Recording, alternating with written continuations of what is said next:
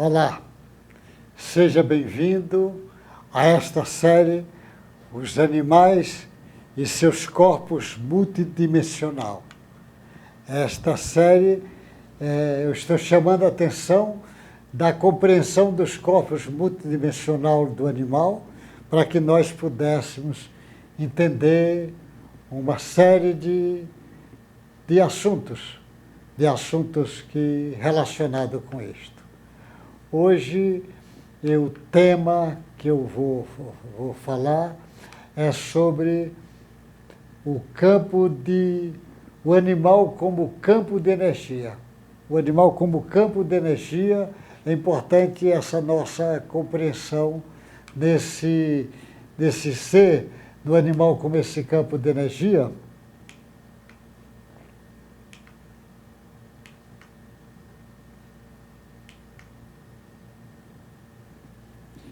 Animal como campo de energia. Você vê que eu escrevi ali para facilitar. A única diferença entre formas de energia, porque campo de energia tem muito tipo de energia. Eu escrevi ali ondas de rádio, de TV, de luz, som, raio-x, micro-ondas, raio cósmico, ondas ultravioletas, tudo são campos, são formas de energia, ondas de energia. E a diferença de uma para outra são frequências diferentes, que faz ficar uma diferente da outra. São tudo energia, mas as frequências diferentes. O sistema de energia de um animal multidimensional, que tem várias dimensões no animal, tem o corpo do animal, que é um campo de energia, mas tem o corpo etérico, que está ligado com o animal, o perispírito do animal, o corpo mental do animal, a parte do inconsciente do animal. Ele está tudo ligado.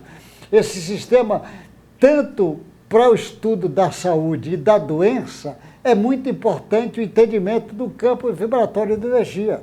Basta ver, por exemplo, a homeopatia, a acupuntura, ele trabalha com campos de energia. Esse campo de energia, esse entendimento disso é muito importante para você entender o animal como um corpo energético. As moléculas, você sabe que o átomo vai formar as moléculas, mas o átomo é formado de partículas subatômicas, vai formar as moléculas. E as moléculas bioquímicas, que são muitas, que compõem o animal, que são muitas, são formas de energia vibratória segundo a física atual. Cada molécula bioquímica dessa tem uma vibração diferente, segundo a própria física. É a física que está chamando a atenção disso, que vai ter essa...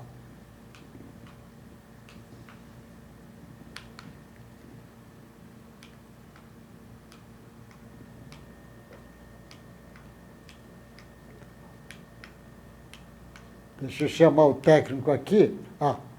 Já voltou. Do entendimento desse campo de energia, quem começou a estudar isso de uma forma que chamou muita atenção a primeira vez, foi Albert Einstein. Quando ele disse que matéria e energia pode ser convertida uma na outra. O Albert Einstein chamou a atenção disso, que na época parecia mais uma informação teórica que ele estava. Ele, inclusive, apresentou uma fórmula, que é muito conhecida, essa fórmula, matematicamente, energia igual a massa vezes velocidade da luz ao quadrado. Isso é uma forma concisa, que é grande, que é bem estudada, essa fórmula é grande, mas é forma concisa, que é uma relação matemática disso que ele quer dizer. E os cientistas não acreditavam ainda nisso. Os cientistas só tiveram certeza que Albert Einstein estava certo com a explosão da primeira bomba atômica. Aí sim que eles entenderam que realmente a energia e matéria era a mesma coisa, porque agora estava indo para a prática o que eles precisavam confirmar. A partir da bomba atômica, ninguém teve mais dúvida do enunciado do Albert Einstein. Deixou de ser uma hipótese e passou a ser teoria. Hoje, eles fazem estudo no acelerador de partículas subatômicas, é o estudo que ele faz. O cientista pega a estrutura da matéria e depois faz com que partículas subatômicas colide contra seus alvos e os átomos são quebrados em minúsculos fragmentos. Aí eles podem estudar essa parte da matéria, da energia dessa parte. O que eu chamo a atenção é que o Chico Xavier psicografou há mais de 60 anos dizendo que a matéria é luz coagulada. Quem fez esse ditado foi o espírito André Luiz, que fez uma série de livros pelo Chico Xavier, e ele chama a atenção disso, que a matéria é luz coagulada. Ele está chamando que a matéria é luz coagulada. Então, e hoje os cientistas já dizem que tem evidência científica que matéria é uma forma de energia coagulada. São os cientistas atuais, os físicos atuais, que garantem isso. Aí você sabe o que é? As partículas subatômicas que formam os átomos são formados por partículas subatômicas. Os átomos que formam as moléculas que formam as células que formam os tecidos que formam os órgãos que formam o sistema que forma o animal. Então, o animal é luz coagulada, não tenha dúvida nenhuma. Por isso que eu digo, estou chamando a atenção do campo de energia do animal. O animal é um complexo de energia coagulada. Então, esse pensamento, essa hipótese, é preciso trazer para a discussão, porque os materialistas não estão trabalhando isso na veterinária. O animal é constituído de diferentes tipos de energia vibratória, porque no nível atômico a energia vibra e oscila, por isso que ele tem diferentes nível atômico, ele tem constituído de diferentes tipos de energia vibratória, porque ele é formado de energia. A energia do animal você pode medir. Tem vários lugares, várias coisas para medir. Uma das mais conhecidas é o eletroencefalograma e o eletrocardiograma. Você mede o quê? Mede frequências diferentes em um animal. Não é só pesquisa experimental, como eu estou dizendo, para a forma de diagnóstico. Como exemplo, o eletrocardiograma, eletroencefalograma. Você mede o quê com o eletrocardiograma? A energia elétrica emitida pelo coração. A energia elétrica emitida pelo cérebro. Estuda o eletroencefalograma, isso é feito no animal, como é feito no homem, mas você vê, é uma forma de estudo de energia que já é conhecida há muito tempo no meio acadêmico. Então, a biologia molecular, a biologia que estuda a molécula, ajudou a compreender no animal as causas físicas de doenças. Você compreendendo isto, já ajudou a compreender causas físicas de doença. A parte física você começa a compreender. A biologia molecular ajudou os farmacêuticos a formularem novos medicamentos para atuarem em lugares determinados. Ele faz o medicamento para atuar em determinados lugares, porque ele bota com a frequência que vai atingir aquela proteína naquela parte da célula, que está lá na membrana da célula e, consequentemente, entrando na célula. Então, a biologia molecular ajudou a formular novos medicamentos para atuarem em lugares determinados. Ele vai atuar naquele lugar que ele quer, porque a energia molecular, a biologia molecular, ajudou a descobrir que nas membranas celulares, eu lembro quando eu comecei a estudar medicina, a gente usava muito o microscópio óptico para olhar as células. E o microscópio óptico via bastante coisa, mas a membrana celular a gente nem via. Uma série de organelas que a célula tem, a gente não via. Depois apareceu o microscópio eletrônico, nós, além de ver a membrana e muitas organelas que não via, que estava lá no citoplasma, aí nós começamos a ver só na membrana, tanto interna como externa da célula, tem dezenas e dezenas de substâncias. Muitas proteínas, muitos neuroreceptores, tem muitas substâncias receptoras nessas membranas.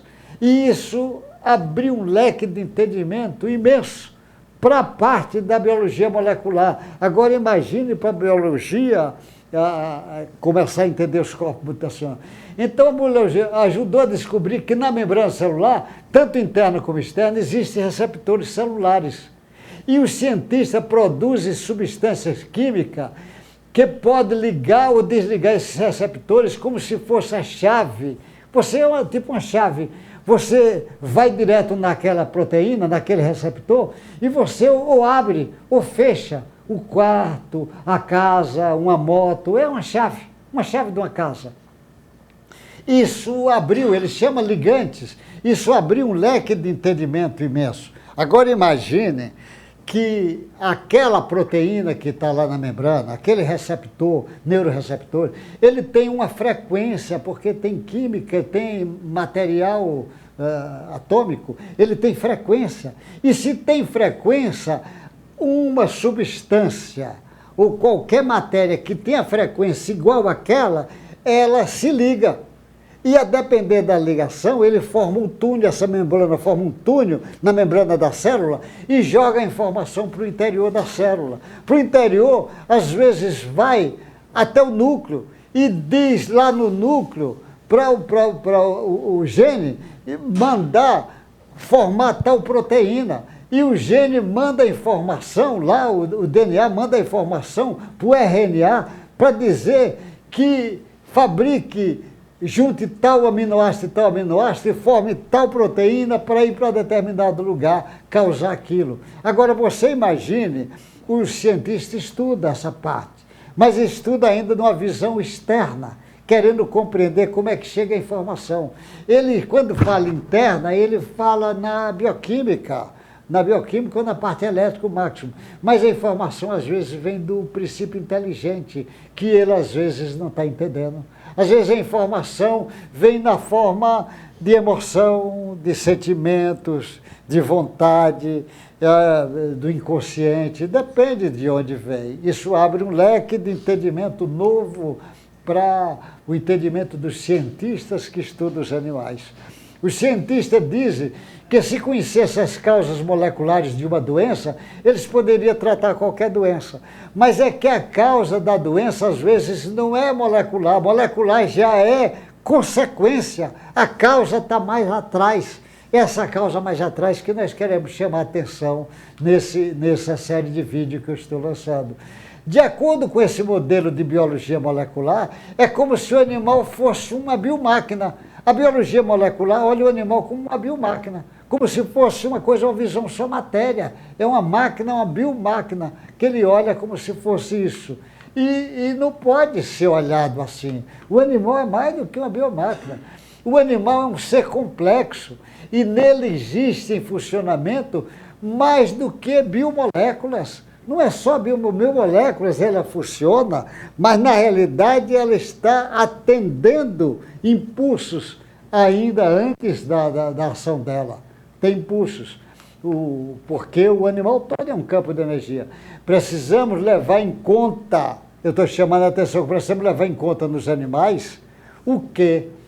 O pensamento fragmentário é estudado na biologia, é estudado na veterinária, isso não. A vontade do animal, acha que o animal não tem vontade? Tem. Emoções, claro que tem emoções, e é preciso saber que emoções formam também partículas das emoções, formam matéria. O inconsciente, o animal também tem inconsciente. E consciente não tem consciente analisado da forma que nós analisamos o homem. Tem energias, energia vital, tem um princípio inteligente, tem uma série de coisas no animal que precisa ser discutido com o animal, como nesse campo de energia do animal. Precisa. Como é que nós vamos explicar que um germe, por exemplo, um micro-organismo qualquer, infeccioso, ou bactéria, sei lá, um vírus, um fungo, ele ataca um animal. Em um animal, às vezes provoca uma grave infecção. Em outro animal, uma infecção leve, o mesmo germe. E em outro, não provoca nada. Não provoca nada. Você não está vendo aí o vírus, o Covid, agora que está na época do Covid, estou falando, Tem pessoas que vai tomar vacina, a vacina não faz efeito nenhum, o verme não faz efeito nenhum, ele não vai pegar a doença, ele pode ficar em qualquer meio e não pega. E ainda tem coisas que precisam ser entendidas e ser explicadas no meio disso tudo. Então, tem as células nos animais, é muito interessante, as células dos animais emitem fracos pulsos de luz. Isso já é trabalho da ciência atual. Emite fracos pulsos de luz.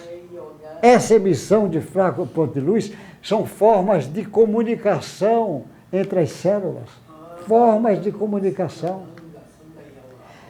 Esses pulsos de luz atuam entre as células como se fosse um sistema de comunicação luminosa. Luminosa, estava acontecendo isso.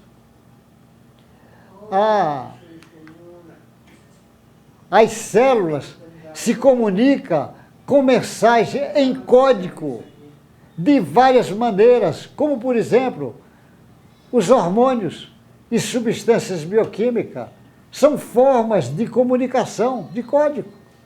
Só que substâncias bioquímicas e hormônio, ele trabalha numa velocidade de metros por segundo. Às vezes, a informação precisa vir mais rápida. Como, por exemplo, o animal vai fugir de um predador, ele precisa de uma comunicação mais rápida. A comunicação é feita elétrica, porque a velocidade de quilômetros por segundo ela é muito mais rápida e precisa isso acontecer. Então, mas alguém está dizendo que precisa esse tipo ou outro tipo. As células se comunicam por meio de sinais elétricos e eletromagnéticos. Ela faz isso. Se comunica com esse. Tem outros tipos de comunicações das células. As células se comunicam por meio de sinais luminosos fracos, por ressonância. As células têm cristais, e cristais é bom de fazer ressonância. Ela faz isso por ressonância. São coisas fantásticas, que é pouco estudado na biologia, as ressonâncias dos cristais. As células parecem ter inteligência própria, um automatismo, que permite compreender as informações em variadas formas. Ela tem automatismo, por isso que eu vou fazer um capítulo sobre o automatismo das células, mas tem automatismo desde as células no mundo perispiritual, do corpo espiritual do animal. Existe isto. E precisamos enveredar por esse caminho. Na visão mecanicista, ou seja, uma visão que é só ao lado mecânico, só monismo materialista, na visão mecanicista, a célula é um conjunto de substâncias químicas energizadas por impulso eletro e eletroquímico.